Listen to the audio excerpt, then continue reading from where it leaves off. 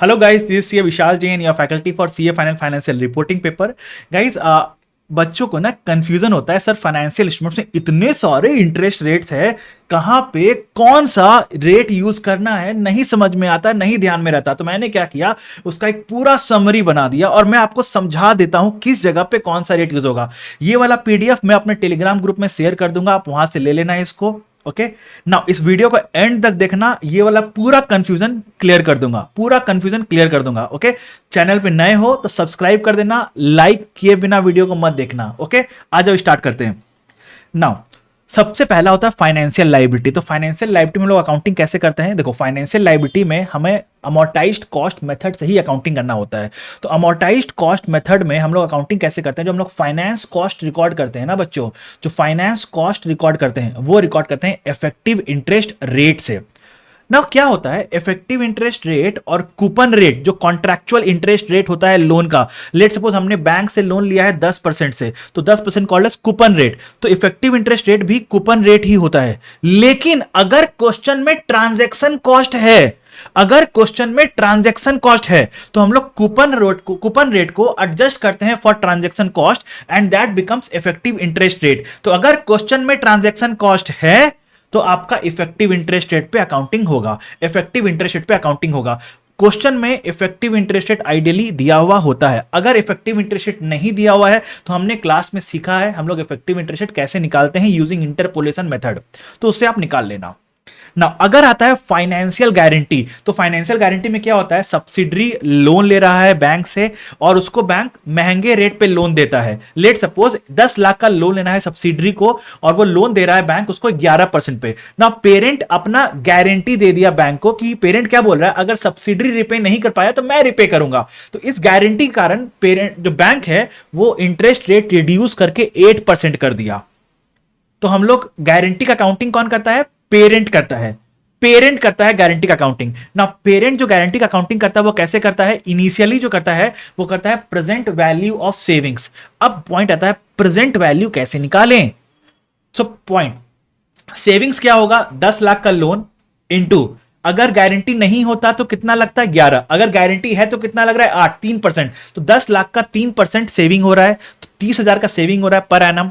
ना इसका present value कैसे निकालें, सो प्रेजेंट वैल्यू निकलेगा इंटरेस्ट रेट विदाउट गारंटी, मतलब 11% से 11% से आप इंटरेस्ट रेट से आप प्रेजेंट वैल्यू निकालोगे। Clear. Now compound financial instruments, compound financial instrument, तो हम लोग क्या होता है, हमने कंपाउंड फाइनेंशियल इंस्ट्रूमेंट हम लोग लगाते हैं स्प्लिट अकाउंटिंग। अब स्प्लिट में हम लोग अलग करना होता है एफएल को और इक्विटी को अलग करना होता है।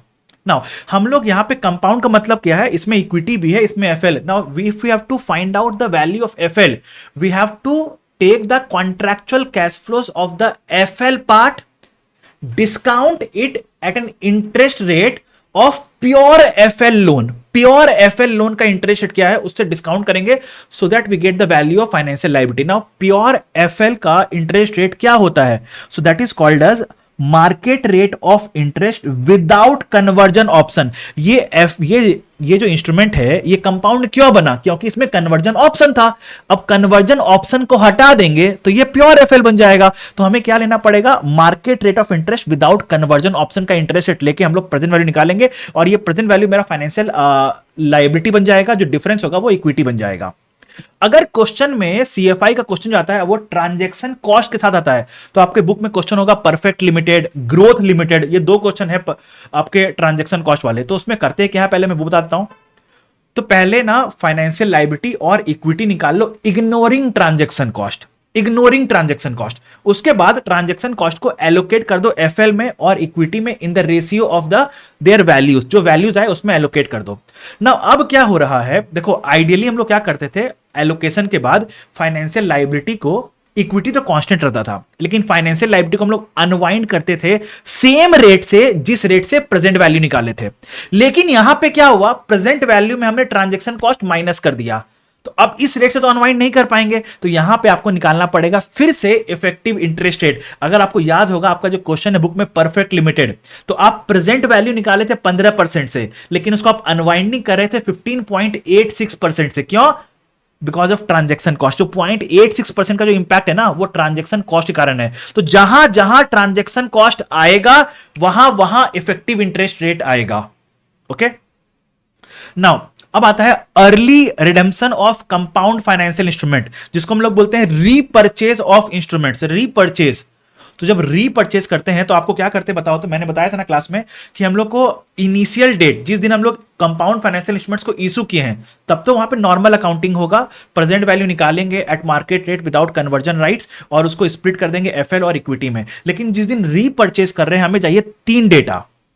Carrying amount of financial liability कितना है, हमने कितना हम लोग जो रीपर्चेज कर रहे हैं, तो what is the repurchase amount, what is the amount that we pay to repurchase.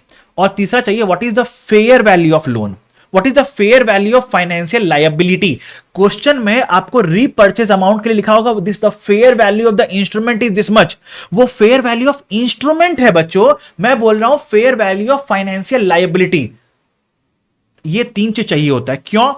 Carrying amount minus fair value, carrying amount minus fair value, जो इंपैक्ट होता है वो पीएनएल में जाता है। Fair value minus amount paid, जो impact होता है वो इक्विटी से एडजस्ट होता है। तो उसके लिए हमें चाहिए फेयर वैल्यू ना। How to find fair value? So हम लोग फेयर वैल्यू निकालते हैं कैसे? On the date of repurchase we need to find the fair value. तो फेयर वैल्यू ऑफ एफएल कैसे निकालते हैं? Present value of the remaining cash flows using revised rate of interest. On the date of repurchase जो revised rate of interest होता है, हम लोग revised rate लेते हैं। ओके, नाउ जब हम लोग एफएल का डी रिकॉग्निशन का बात करते हैं, मतलब मॉडिफिकेशन या एक्सटिंग्विशमेंट अकाउंटिंग का बात कर रहे हैं, तो क्या करेंगे? हम लोग जब चेक करेंगे कि मॉडिफिकेशन अकाउंटिंग लगाएं या एक्सटिंग्विशमेंट अकाउंटिंग लगाएं, तब हम लोग लेंगे बच्चों ओरिजिनल डिस्काउंट रेट। अब अगर यहां पे 10% या उससे ज्यादा आ गया तो एक्सटिंग्विशमेंट अकाउंटिंग कब लगता है? अगर चेंज 10% और मोर आ गया तो एक्सटिंग्विशमेंट लगता है, अगर लेस देन 10 रहता है तो मॉडिफिकेशन लगता है। तो अब अगर क्वेश्चन बोल रहा है अगर आप मॉडिफिकेशन अकाउंटिंग लगाना है तो आप यूज करोगे ओरिजिनल डिस्काउंट रेट, अगर आपको एक्सटिंग्विशमेंट लगाना है तो आप यूज करोगे रिवाइज्ड डिस्काउंट रेट। तो आप यूज करोगे रिवाइज्ड डिस्काउंट रेट। बोलो क्लियर है क्या? क्लियर? नाउ अब यहां पे आता है एक डेरिवेटिव और एम्बेडेड डेरिवेटिव के एक टॉपिक में आता है आपका pre payment option. Pre payment option in a loan, याद है? एम्बेडेड डेरिवेटिव 2 तरह का होता है, एक होता है foreign currency derivative, foreign currency embedded derivative, एक होता है pre payment in a loan. तो उसमें हम लोग क्या करते हैं, जो लोन का कॉन्ट्रेक्चुअल कैश फ्लो था उसको प्रेजेंट वैल्यू निकालते हैं, right, to find the value of pure financial liability, ताकि हम लोग फाइनेंशियल लायबिलिटी का अकाउंटिंग सेपरेटली करें और जो डेरिवेटिव है प्री पेमेंट ऑप्शन उसका अकाउंटिंग एफबीटी पीएनएल पे करें। तो प्रेजेंट वैल्यू निकालने के लिए इंटरेस्ट रेट चाहिए। कौन सा इंटरेस्ट रेट लेंगे? Interest rate without pre payment option, interest rate without pre payment option. Okay, now ये वाला आपका है टॉपिक एम्बेडेड डेरिवेटिव का, ये वाला टॉपिक है आपका एम्बेडेड डेरिवेटिव का।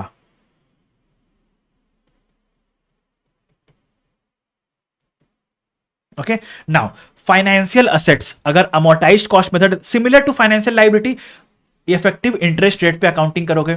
नाउ एक गलती ना बच्चों, आप लोग यहां क्या करते हो, financial asset eight FVT OCI. एक बात ध्यान में रखना, इसका जो इंटरेस्ट फाइनेंस इनकम आएगा ये भी इफेक्टिव इंटरेस्ट रेट से होता है, ये भी इफेक्टिव इंटरेस्ट रेट से होता है। और एक बात समझो, financial asset at FVT OCI and financial asset at amortised cost method का फाइनेंस इनकम सेम होता है। बच्चे यहां पे आप गलती करते हो, ये वाला गलती मत करना, ये वाला गलती मत करना। ओके, हम लोग एफए एट एफबीटी ओसीआई पता है क्या काम करते हैं, बस ईयर एंड पे जो कैरिंग अमाउंट और फेयर वैल्यू में जो डिफरेंस होता है उसको हम लोग ओसीआई भेजते हैं। रेस्ट एवरीथिंग एसीएम का ही अकाउंटिंग होता है, रेस्ट एवरीथिंग एसीएम का ही अकाउंटिंग होता है। यहां पे मैं क्या बोलना चाह रहा हूं, मैं आपको एक एग्जांपल के थ्रू समझाता हूं, just wait for a minute.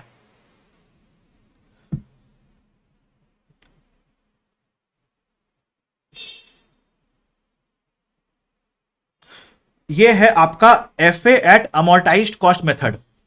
Okay, तो हमने क्या किया, हमने नेट अमाउंट जो पे किया था उस पे एफए को रिकॉर्ड किया, हमने उस पे एफए को रिकॉर्ड किया, finance income effective interest rate से अक्रू कराया, कॉन्ट्रैक्चुअल पेमेंट्स को कलेक्ट किया, क्लोजिंग बैलेंस लाया। ये मेरा ओपनिंग बन गया, ये मेरा ओपनिंग बन गया। 8% मेरा इफेक्टिव इंटरेस्ट रेट है, क्वेश्चन में दिया हुआ है, देखो 8% मेरा इफेक्टिव इंटरेस्ट रेट है, क्वेश्चन में दिया हुआ है 8% इफेक्टिव इंटरेस्ट रेट है।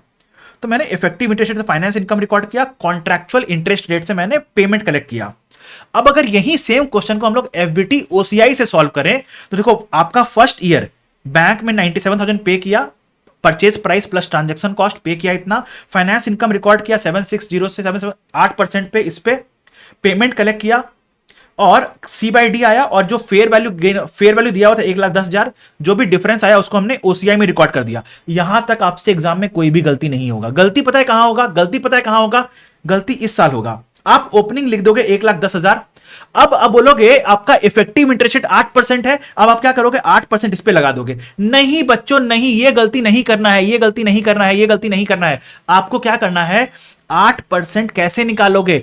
एसीएम में जो 8% से निकलता ना, एसीएम मतलब क्या, ये वाला अमाउंट है ना, ये वाला अमाउंट, इस पे 8% लगाना है आपको। तो देखोगे अगर एसीएम में जो सेम क्वेश्चन सॉल्व किए थे हम लोग, तो मेरा फाइनेंस इनकम आया था 7981, देखो यहां पे भी 7981 आ रहा है, यहां भी 7981, मतलब finance income will not change due to fair value, finance income will not change due to fair value. और ये इंपॉर्टेंट पॉइंट है बच्चे, यहां पे गलती कर सकते हो आप तो, और एमसीक्यू में क्वेश्चन पूछ सकता है आपसे, so be very careful. Similarly third year में भी वही होगा, आप 1,04,000 पे 8% लगा सकते हो, वो मत करना। यहां पे 8219 आएगा, मतलब same interest rate, same interest, finance income same रहेगा एसीएम का, और एफबीटी ओसीआई का फाइनेंस इनकम सेम रहता है। लेकिन ये केस एफबीटी पीएनएल पे अप्लाई नहीं होता है। एफबीटी पीएनएल में क्या बोलते हैं, जितना हमें मिला है इंटरेस्ट कूपन रेट से, वही मेरा फाइनेंस इनकम है। क्योंकि वहां पे इफेक्टिव इंटरेस्ट का कोई कॉन्सेप्ट ही नहीं है ना, क्योंकि इफेक्टिव इंटरेस्ट का कॉन्सेप्ट कब आता है, जब ट्रांजैक्शन कॉस्ट हम लोग असेट में ऐड करते हैं।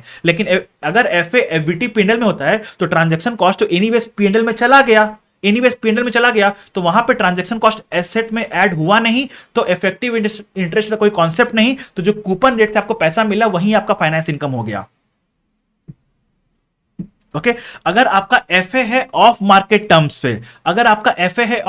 टर्म्स पे, जैसे सिक्योरिटी डिपॉजिट आपने दिया है तो वो तो इंटरेस्ट फ्री होता है।